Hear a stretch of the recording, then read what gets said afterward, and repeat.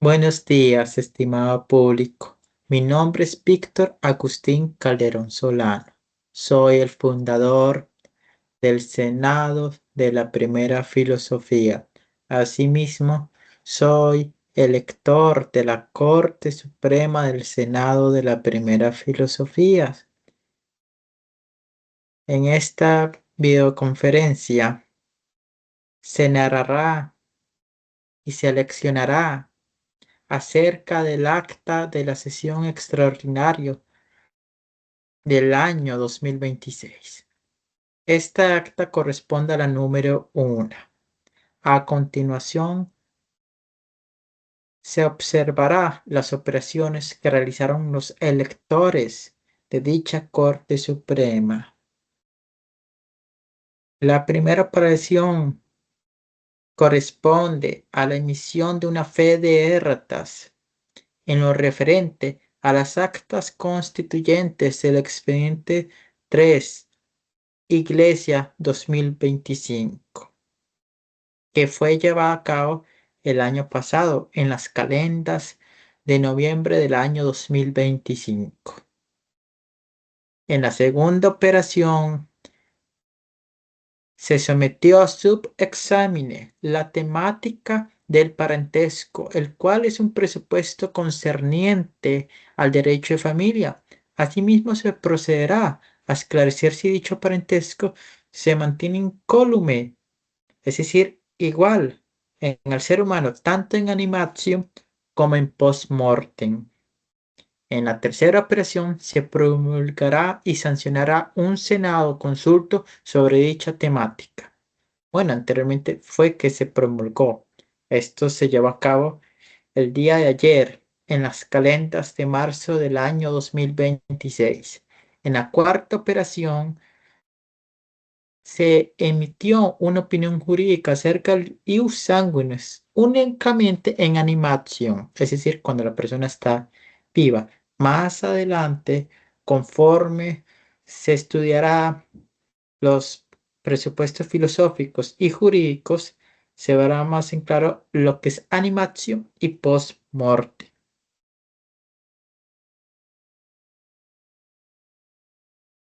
En la primera operación, como les comentaba anteriormente, es decir, ut super, perdón, ut supra, en esta operación se consistió en una aprobación de fe de erratas en relación con la Asamblea Constituyente del año pasado, el cual es el expediente 3, Eclesia 2025. Hubo una objeción por el príncipe elector Celestino, pues dicha impugnación se fundamentó y sustentó en el hecho de que no se había realizado la traducción, perdón, que hubo una modificación en el Senado Consulto número 2, que fue instituido y establecido por el autócrata, es decir, Inocencio. Inocencio anteriormente, el año pasado, emitió un Senado Consulto, el cual es el número 2. Sin embargo, el idioma original de dicho Senado Consulto es el latín. Por ende, mi persona solamente realizó una traducción, pero en la versión español, no en la versión original en latín, puesto que si lo hubiera modificado en latín, ya se hubiera transgredido lo establecido y lo instituido por dicho autócrata Inocencio, pero no fue así, fue solamente una traducción, lo que se modificó, no el documento original en latín. Por ende, esta fue mi impugnación y la resolución del conflicto fue declarada con lugar mi moción presentada. Esto de conformidad con la potestad electoral del Senado de la Primera Filosofía. Siempre se somete a votación, es decir, se realizan los comicios para ratificar lo establecido por nosotros. Sin dicha potestad electoral no es posible admitir ninguna moción, ninguna resolución. Es imprescindible los comicios realizados. Yo realicé tan solo una, como reitero, una traducción en español y no en el original latino del Senado Consulto número 2. Por ende, mi impugnación fue aprobada, según la potestad electoral del Senado de la primera filosofía. Tenemos en la segunda operación que se sometió a subexámenes la temática del parentesco. En efecto, es un presupuesto concerniente al derecho de familia y se procederá a esclarecer si dicho parentesco se mantiene incólume en el ser humano, tanto en animatio como en post-morte. ¿Qué es animatio? Animatio se refiere al estado del ser humano cuando él está vivo. Se le dice también popularmente en animación. En animación se refiere a que esta persona está animada, es decir, viva. Evoco el presupuesto filósofo que somos un compuesto de alma y cuerpo. La persona cuando está viva está con su ente íntegro. Su alma está animando su cuerpo. Cuando la persona fallece, esa alma se separa del cuerpo, dejando al cuerpo inanimado. Por eso a los cuerpos de los difuntos se le dicen también de un modo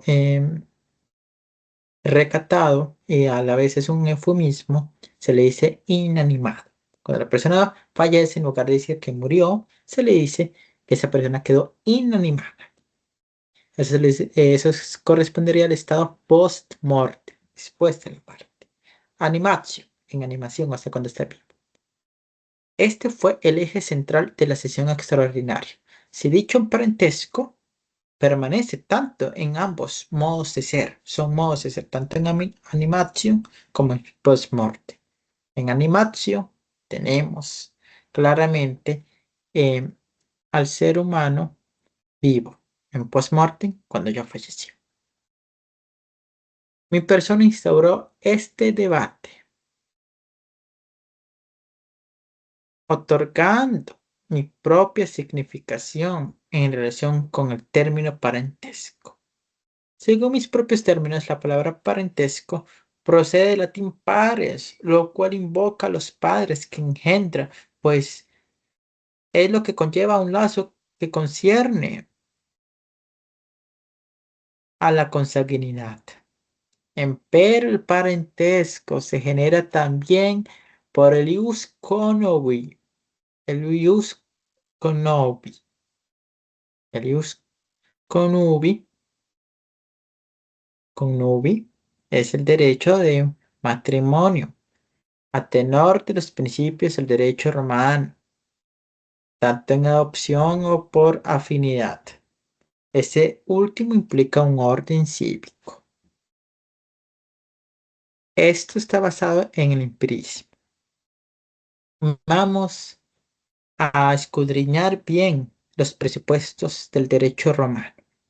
El ius conebi, el derecho romano fundó esta institución jurídica en lo que concierne al matrimonio, es decir, cuando hay una unión de un hombre y una mujer, o hasta en los modernos días, mujer con mujer, o también hombre con hombre.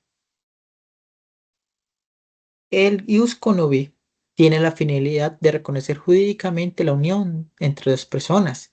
Esta unión está velada por la sociedad romana en la antigüedad. Está avalada. ¿Qué es lo que avala? Es el pueblo el que avala unión, esa unión matrimonial, según el orden cívico. El matrimonio es el génesis de la familia, recordemos muy bien. Es asimismo una sociedad, pues hay unión entre dos seres humanos, los cuales habitan en un hogar. A tenor del empirismo, esto, como lo había dicho anteriormente, es según el empirismo. ¿Qué es el empirismo? La experiencia, lo que nosotros vemos según nuestros años de vivir.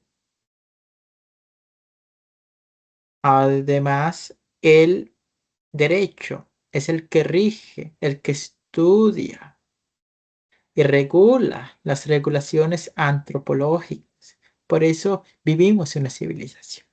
Una civilización es, corresponde a una ciudad la cual se fija, la cual está regida y subordinada a leyes para nuestro bienestar, para un orden. Todo eso es para un bienestar, un orden. Esto es lo que nos diferencia de los animales. Los animales actúan según su instinto, se matan entre ellos mismos o se comen entre ellos mismos. Esto es muy diferente al ser humano. El ser humano es un ser civilizado, vive en una ciudad, en un orden establecido. Sabe cómo funcionan las cosas. Desde que somos párvulos, nuestros padres nos enseñan los rudimentos de la vida y cómo funciona el mundo en que vivimos. No podemos hacer lo que queramos. Tenemos que adaptarnos a lo establecido por el imperio de la ley, el cual regula la civilización en la que vivimos. La familia romana estaba basada en la cognación y en la agnación. ¿Qué corresponde a esto? La cognación se refiere a vínculo consanguíneo, es decir, mediante la filiación, mediante engendrar, mediante la generación también. La agnación solamente es heredada mediante el varón. Recordemos que anteriormente en el derecho romano era una sociedad patriarcal, por ende el hombre siempre iba a ostentar preponderancia sobre la mujer. Esto según los tiempos pretéritos. Solamente puede ser agnado el varón. La mujer no puede ser agnada. Los hijos del pater familias y su esposa eran considerados como hijos mediante cognación. Oiga, mediante cognación, es decir, mediante consanguinidad. Se infiere que la cognación se adquiere únicamente mediante la filiación, es decir, mediante la generación, sin padre engendra, solamente es la cognación. Prosiguiendo con este mismo presupuesto, me basé en la ratio legis del constituyente en relación con la constitución política del año pasado, ratificado por las Fede Ertas, aunque obviamente que se basó en el escrito original de las actas constituyentes.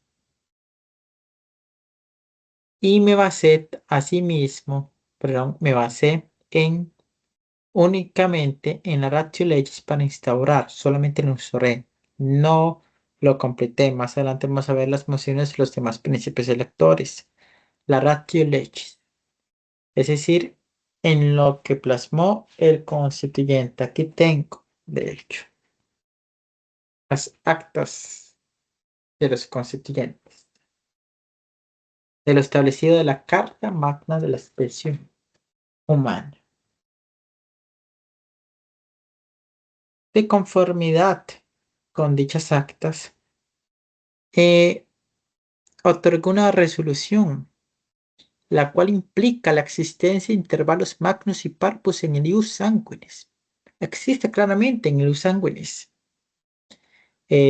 intervalos, es decir, distancias, pues se traduce en patente parentesco tanto en el ámbito consanguíneo como en el ámbito cívico.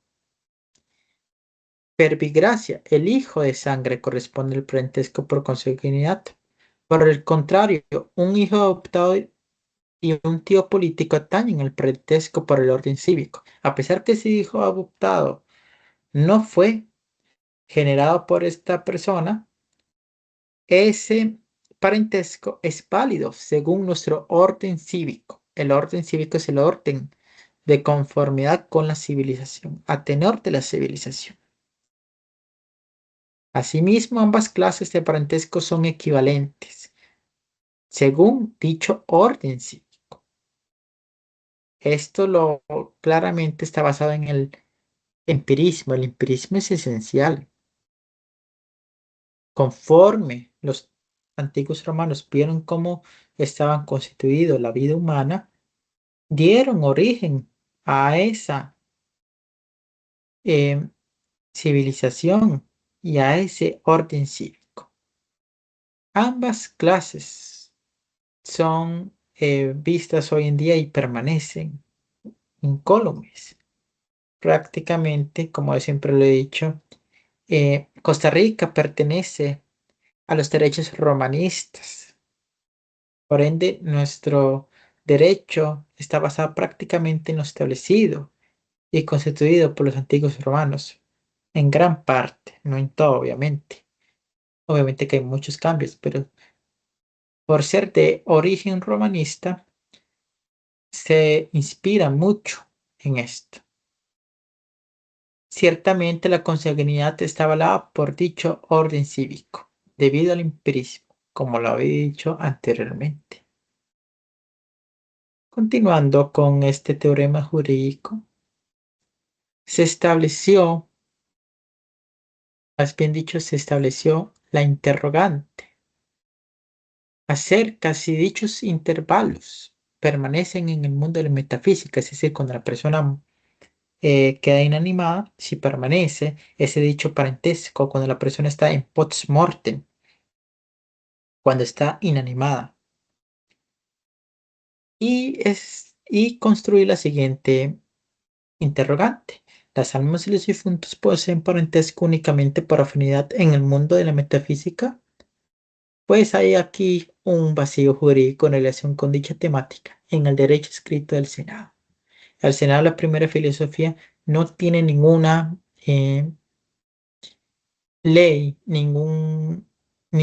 ninguna ley escrita o Senado consulto o jurisprudencia que avale acerca de esta eh, temática de la consanguinidad. En efecto, no hay mucho acerca del derecho de familia en el derecho escrito del Senado. Por ende, me pareció sumamente indispensable convocar esa sesión extraordinaria. El príncipe Flavio postuló la subsiguiente tesis: el alma del ser humano posee la virtud de generar otras almas, por ende esto implica parentesco, verbigracia, padre e hijo, lo cual manifiesta un patente intervalo parvo según el ius sanguinis. Esto fue la tesis del príncipe Flavio. Él dice que sí hay intervalos en el ius sanguinis, en post-morte. Claramente lo hay según él, según la teoría de él.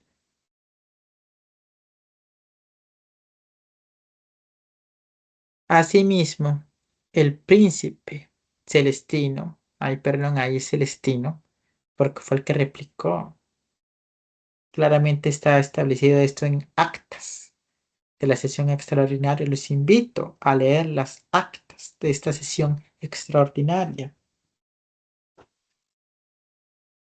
En efecto, aquí las tengo. En el link del video las podrá leer. Claramente aquí están las actas.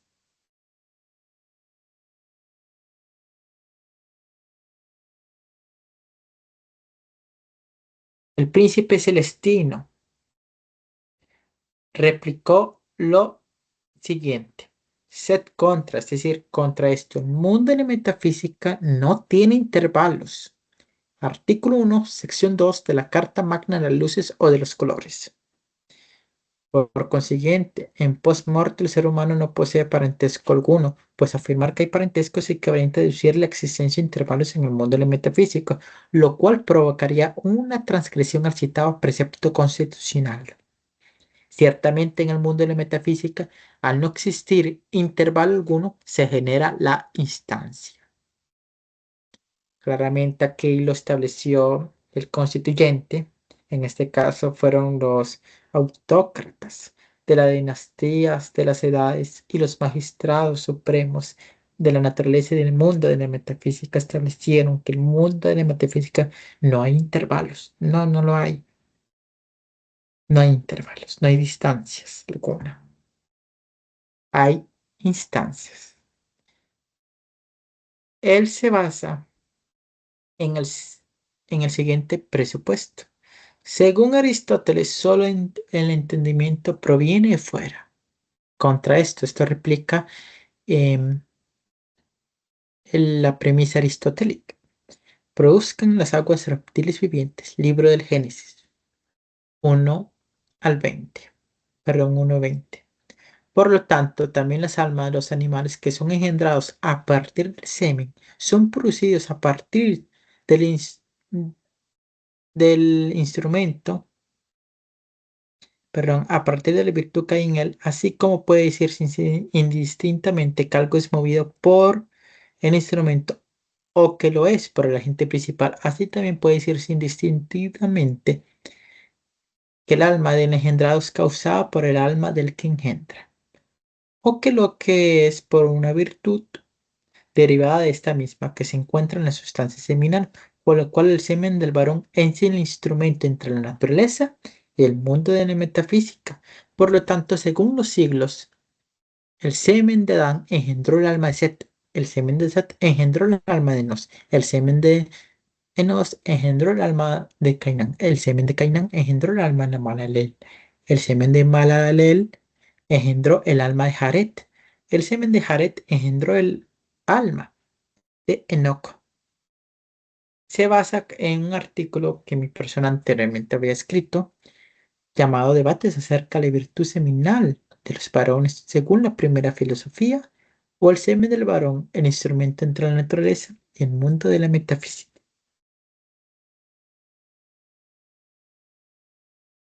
Asimismo, se basa en instancia. La instancia viene del latín instancia, lo cual hacía referencia al acto y resultaba instar, es decir, reiterar y ser insistente en solicitar algo. Lo cual esto lleva finalmente a la idea de que algo sucede sin intervalo, es decir, inmediatamente, o sea, algo ipso facto, según las locuciones latinas. Claramente es algo inmediato, o sea, sin distancia. Es lo contrario. Asimismo, existe la patria autónoma de los cepos. El príncipe es perdón, Pío, en este caso no Celestino, es Pío. Pío claramente establece que la patria autónoma de los Evos es el que rige el género espiritual. Podemos ver el género espiritual. Nosotros, los que estamos animados, estamos en el género material, no en el espiritual. El espiritual es exclusivamente para las almas de los difuntos y las sustancias intelectuales majestáticas, es decir, los ángeles. Aquí hay una prerrogativa. ¿Qué es una prerrogativa? En este caso se interpreta como un fuero de procedibilidad, con la finalidad de ilustrar este teorema y uso filosófico. Es imperioso aclarar que el tiempo es un edicto. Es un edicto con su poder coercitivo, de modo análogo un artículo pertinente al Código Penal. Con su poder coercitivo, verbigracer, si una persona hurta, esa persona va a ser sancionada. Es sancionada, es coercitivo. O sea, ¿qué significa coercitivo? Que está avalado, que se cumple, que restringe a esa persona. Es coercitivo el derecho penal para establecer un orden. El tiempo también es coercitivo. Esto lo afirma el propio empirismo. El día de ayer, el día en las calendarias de marzo, bueno, perdón, ya estamos 3 de marzo del 2026. El 1 de marzo ya pasó. El tiempo es sumamente coercitivo porque se vinculaba con una fase imperativa, la cual está concatenada a la ontología. El tiempo nos restringe claramente, así como un artículo del Código Penal, que si una persona hurta inmediatamente va a ser sancionada y atrapada por ya sea la fuerza policial o en otros países que tienen ejército por la fuerza castrense o militar. Por ende, de modo análogamente, el tiempo funciona igual. Y es un tiempo no, perdón, el tiempo es una ley, no como una figura retórica, me refiero, no, no, es como una ley igual que un artículo del Código Penal o del Código Civil. No es algo, una comparación vana, no, es un edicto tal como otro edicto, o como cualquier otra ley o artículo constitucional, no, no importa. El Evo, claramente aquí dice que hay una prerrogativa, es decir, un fuero. El Evo es ese fuero de posibilidad. Por ende, no aplica para las almas de los difuntos ni para los ángeles. Tienen esa inmunidad jurídica. No les rige el tiempo. En algunos aspectos prácticamente es pro parte, es decir, en la mayoría. En algunas cuestiones sí rige el tiempo, pero en otras cuestiones no. Aquí podemos ver un punto de color rojo. Ese es el lugar. Ahora bien, el tiempo es el número de actos según el antes y el después. Ese es el tiempo. Es el número de actos según el antes y el después, según la primera, el primer artículo de la primera sección de la Carta Magna de las Eras o de los siglos. Primer acto, es decir, es el antes. Lugar, punto verde, segundo acto, es decir, el después. Aquí podemos ver un antes y un después. Yo anteriormente estaba hablando acerca de los príncipes electores, Celestino, Pío. Sin embargo, ahorita estoy hablando de otro tema. Ahí claramente tuve un primer acto y luego un segundo acto. Y ahorita también estoy teniendo otro acto. Estoy regido bajo tan magno edicto, el cual es el tiempo. En este caso, hay un intervalo, es decir, una instancia. Puede ser un intervalo parvo o magno. En este caso, no hay intervalo. Podemos ver la línea prerrogativa bajando. La permanencia del ser, del ente, de la sustancia. Por lo cual el ángel tiene una instancia de la metafísica. Por ende, el antes y el después es una instancia según los epos. Estas instancias están generadas por el epo. El epo es ese fuero de procedibilidad en relación con el edicto del tiempo. Enseguida se inquirirá acerca de las premisas. Primera premisa, no se dice que el ángel ocupa un lugar corpóreo, no como contenido, sino como algún modo lo contiene.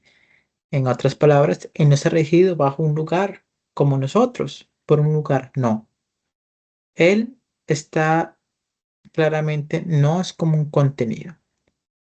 En nuestras casas somos el contenido de nuestras casas. ¿Cuál sería el continente? La casa.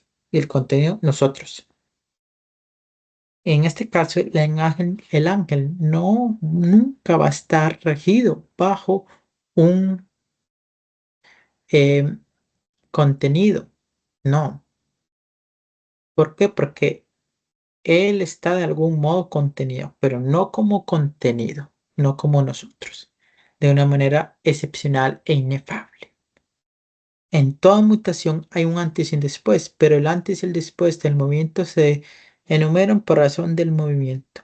Por lo tanto, todo movimiento, incluso el del ángel, está en el tiempo, ya que en él hay un antes y un después.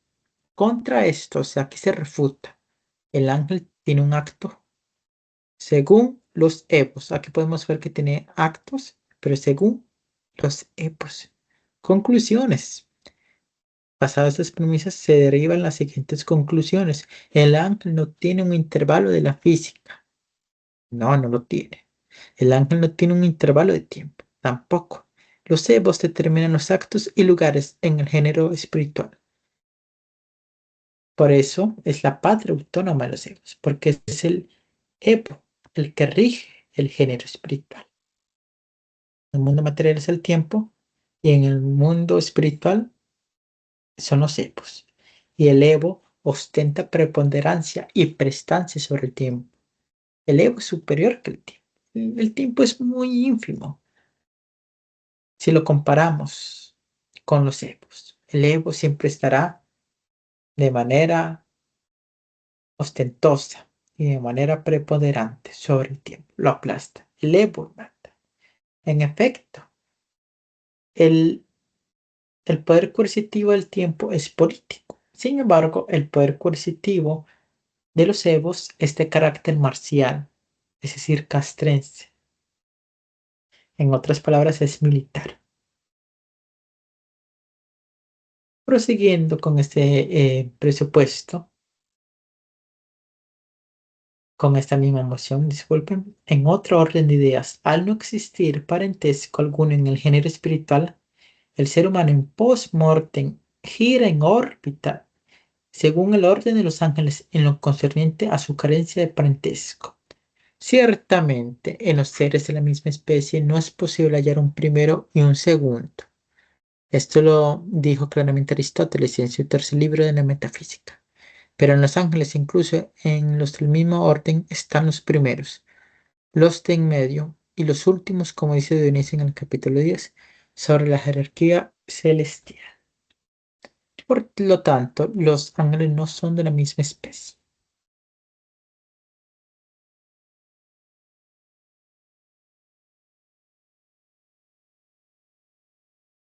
En virtud de ello, ellos al tener especies únicas no se generan entre sí. La lógica de la reproducción está vinculada a la naturaleza de cada especie. ¿Qué significa esto? Los ángeles no son como los seres humanos. Todos los seres humanos pertenecemos a la misma especie, la cual es la humana. Sin embargo, los ángeles son distintas especies. Tronos, serafines, querubines.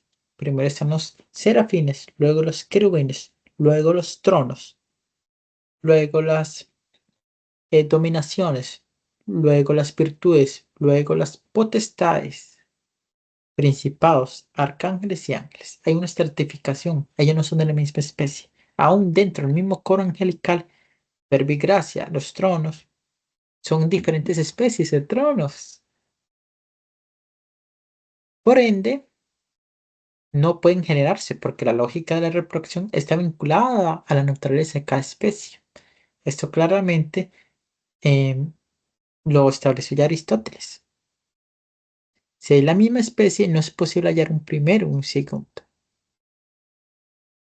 pero sí lo hay. Entonces, al haber diferencia especie,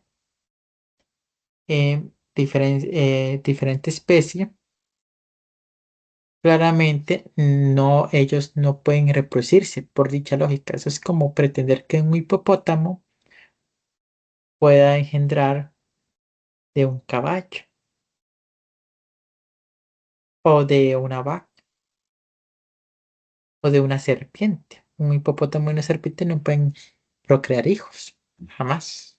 Son diferentes especies. Hay un orden hasta la naturaleza. En armonía, este presupuesto, girar en órbita según el orden de los ángeles significa que un ser humano en post-mortem no posee parentesco alguno con otro ser humano. Pues los ángeles carecen de dicho parentesco. Pues si los ángeles claramente no poseen ningún parentesco, tampoco las almas de los difuntos poseen un parentesco ni siquiera consanguíneo, ni tampoco en el orden cívico. Sin embargo, obviamente que por ser consanguíneo no aplica porque al separarse el cuerpo ya está apartado de los asuntos corpóreos, de la materia, no tiene nada que ver la sangre ya. Sin embargo, según el orden cívico tampoco permanece. ¿Por qué? Porque gira en órbita según el orden de los ángeles. ¿Y cuál es el orden de los ángeles? Claramente, no poseer ningún parentesco. Ahí no existe ser tío, político, suegros. No, no, no, para nada. Todo ya acabó, ya. Todo acabó en lo referente al mundo físico. De ahí eso es algo totalmente distinto. En la resolución de este conflicto, sin lugar la moción del príncipe Flavio. conjugar la moción del Príncipe Pío de conformidad con los comicios. En virtud de ello, el Príncipe Pío promulga y sanciona el Senado Consulto número 3. Lo sanciona. Prosiguiendo. En realidad el alma del ser humano en post-mortem. Aquí, disculpen, aquí ya es el Senado Consulto, la última parte. Vamos a leerlo detenidamente. En realidad, el alma del ser humano en post-mortem tiene una instancia de la metafísica a partir de los epos. Tal como el orden de los ángeles, el alma del ser humano en post-mortem no tiene un intervalo según el derecho de sangre. En virtud de ello, el alma del ser humano en post-mortem no se casa, pues es como el ángel en el firmamento.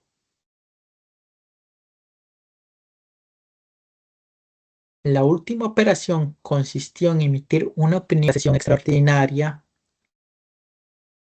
Fue emitir una opinión jurídica acerca de ius sanguinis, únicamente en animación.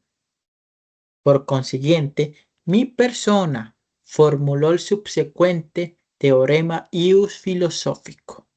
La preponderancia del ius sanguinis en los sistemas jurídicos pertinentes al derecho romano, puesto que los antiguos romanos contemplaron el empirismo de la praxis antropológica. La filosofía de la antigua Roma fue pro parte, es decir, unilateral, fue aristotélica, basada en lo aleccionado por Aristóteles. El magisterio de Aristóteles fue sumamente importante para la sociedad romana. Es el padre de la propia lógica. Imagínense llegar a ser conocido como el padre de la lógica. Nosotros pensamos lo que es la lógica fundamental en nuestra vida cotidiana y en todas las ciencias. Y él es el padre de esa lógica. Es prodigioso, fue Aristóteles, según mi opinión. Según el aristotelismo, se enseña acerca de la prole anímica del ser humano a partir del esperma pertinente al varón. En la próxima sección se hablará acerca de las virtudes metafísicas y espirituales del semen del varón. Vamos a examinar a detalle lo que es el semen del varón y sus poderes espirituales en relación a la animación. No es que tenga un poder trascendente como de hechicería y brujería, como erradamente se enseña. No, estamos hablando de aquel de generación de almas cuando se genera. Si existe una prole anímica, análogamente existe una prole corpórea, es decir, un cuerpo. Aunque en realidad no son dos proles, no. Es un solo ente. Porque según la especie humana somos un solo ente, un solo compuesto. Compuestos por un alma y un cuerpo. El alma anima a nuestro cuerpo, por eso somos vivos. En la post-mortem, es decir, cuando esa persona ya queda inanimada, se separa el alma del cuerpo. Y ahí claramente sus operaciones son meramente intelectuales, es decir, espirituales. ¿Cuál es la mayor operación del alma? Es entender. El alma entiende. Nosotros entendemos. Automáticamente vemos algo y entendemos. En relación con la abstracción, no es que entender como decir, mira, yo no entiendo el idioma griego o el idioma hitita o lubita como el que hablaban probablemente los troyanos. No es entender de entender un idioma o algo semejante o entender algún estudio matemático, científico o jurídico. No, es entender de abstraer. Vemos el color rojo, inmediatamente inferimos que es el color rojo. A eso se refiere a entender, que no haya ambigüedad alguna. La semilla del varón, como anteriormente, es sumamente importante en este presupuesto filosófico. Según la enseñanza de los filósofos, el principio activo de la generación proviene del padre, suministrando la materia a la madre. Perdón, suministrando la materia la madre. El que suministra la materia es la madre. Y el principio activo, ¿cuál es? El padre. Ese principio activo está dado por el Padre y ese principio activo es gracias a la semilla del varón, es decir, al esperma. En efecto, la palabra semen viene del latín semen, que significa semilla. La semilla de la vida fue un bien muy apreciado en la antigüedad. ¿Por qué? Porque genera almas, genera sustancias intelectuales. Es algo increíble que algo que es material engendre algo que es eh, espiritual, pero no por la propia em, sustancia material, no es por el propio semen material, no, es por la virtud del alma del progenitor que se lleva a cabo. Es por el alma de ese progenitor, no por la materia similar en sí. Que quede esto claro. Así como puede decirse indistintamente que algo es movido por el instrumento o que lo es por el agente principal, así también puede decirse indistintamente que el alma del engendrado es causada por el alma del que engendra, o que lo es por una virtud derivada de esta misma que se encuentra en la sustancia seminal. Por lo cual el semen del varón es el instrumento entre la naturaleza, es decir, este mundo terrenal y el mundo de la metafísica. Ese es el mundo espiritual, el que habita las almas de los difuntos y los ángeles. Por lo tanto, según los siglos, vuelvo a repetir este presupuesto que ya lo había anteriormente dicho, el semen de Adán engendró el alma de Set, el semen de Set engendró el alma de Nos, el semen de Nos engendró el alma de Cainán, el semen de Caimán engendró el alma de Malaleel, el semen de Malaleel engendró el alma de Jared, el semen de Jared engendró el alma de Enoc. Asimismo, en nuestra sangre se encuentran células denominadas leucocitos. Los leucocitos son los glóbulos blancos. Asimismo, leucos significa en griego blanco. Citos significa aquitos, que significa a una bolsa. En este caso se refiere a la célula. Aunque se puede también decir quitos, que sería un tipo de celda, una célula en sí, para la ciencia. Dentro de cada núcleo de un leucocito se encuentran cromosomas. Los cromosomas son corpúsculos, es decir, pequeños cuerpecitos, pequeños cuerpos, en efecto, que poseen la forma de X. Son, tenemos en total 46 cromosomas. 23 se deben a nuestro padre y 23 a nuestra madre. Son como lo dije claramente, en los últimos cromosomas, en la última pareja de cromosomas, en el último par, se encuentra el famoso cromosoma sexual, el cual determina el sexo de la persona. Como saben muchos ya, XX es mujer y XY es de varón. Según el presupuesto dado por el National Human Genome, el instituto, en realidad el Instituto Nacional del Genoma Humano, se determina que cada par contiene dos cromosomas, uno proveniente de cada progenitor, lo que significa que los hijos heredan la mitad de los cromosomas de la madre y la otra mitad del padre. Los cromosomas pueden verse con un microscopio cuando el núcleo se desmantela durante la división celular. Claramente, ese presupuesto es científico nos enseña que gracias al ius sanguinis es posible la generación con nuestros propios genes. Este presupuesto no es solamente algo filosófico, no, es también científico. Es increíble que ya desde la antigua Roma le dan mucha importancia a la ius sanguinis por temas de generación, no como la genética moderna, no, no, sino según el empirismo. Si yo tengo un hijo, ese hijo se va a parecer lo más probable es que se parezca a mi persona según mis rasgos físicos, no según otros rasgos de otras personas. Es lo más empírico que hay de entender este presupuesto. En virtud de las premisas invocadas, deriva la subsecuente ilustración Los antiguos romanos no erraron en lo concerniente a construir e implementar el ius sanguinis, como decía anteriormente, en su civilización. Por el contrario, su obra jurídica política es aplicada en los odiernos días por numerosas naciones en el orbe de la tierra. Asimismo, se infiere que el ius sanguinis está ratificado por el empirismo, la filosofía y la ciencia. Leeré a continuación el, la última parte, el por tanto, la parte dispositiva de la opinión jurídica. Por tanto, razones dadas de conformidad con la filosofía del derecho, esta honorífica Corte Suprema de carácter filosófico declara con lugar la premisa de seguido. El ius sanguinis ostenta preponderancia y prestancia sobre el ius soli en los sistemas jurídicos de corte romanista, a tenor de los principios pertinentes al derecho romano.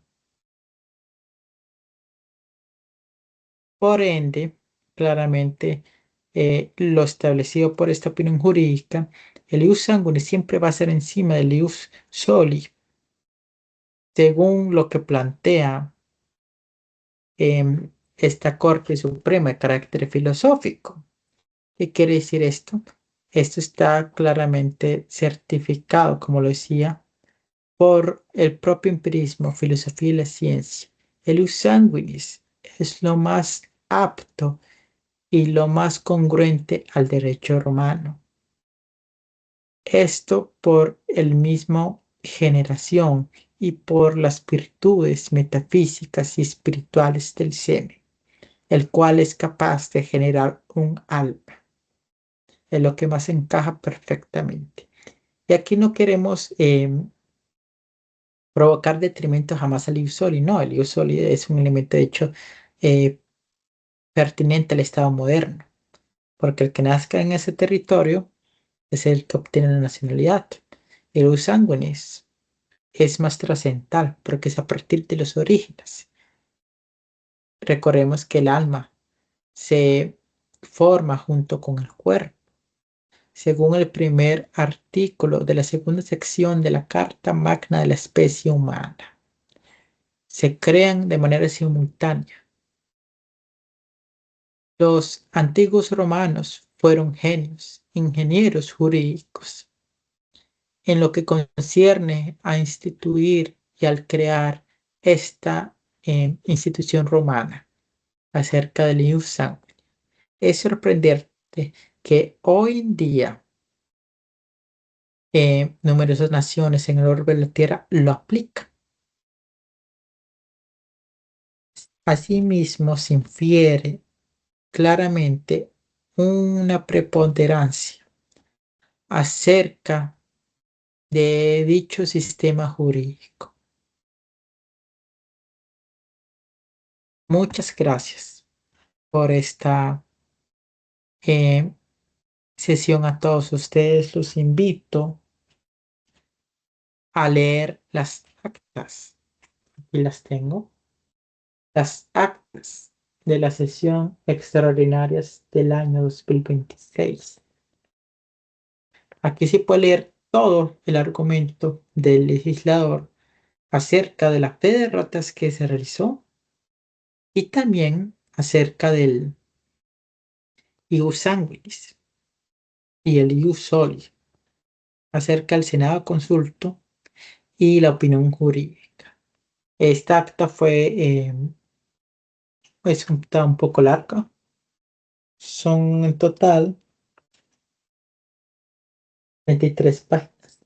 33 páginas de un gran material realizado con mucho esmero por mi persona. Asimismo, mediante este edicto de notificación, se publicó las actas constituyentes ya con fe de errata, es decir, corregido mediante fe de errata. Ya las pueden leer ya sin ningún error. Ya fue revisada minuciosamente. Están tanto en latín, con los diagramas en latín, como en español. Pueden leerlas. ahí en el link, ahí les dejaré el selecto de notificación donde pueden ver y observar estos documentos tan importantes porque forman parte del derecho escrito del Senado de la primera de filosofía, aunque las actas más que todo es para ver el trasfondo del legislador constituyente, la ratio legis. Muchísimas gracias por ver este video. Que pasen excelente día. Que Dios les bendiga. Muchas gracias.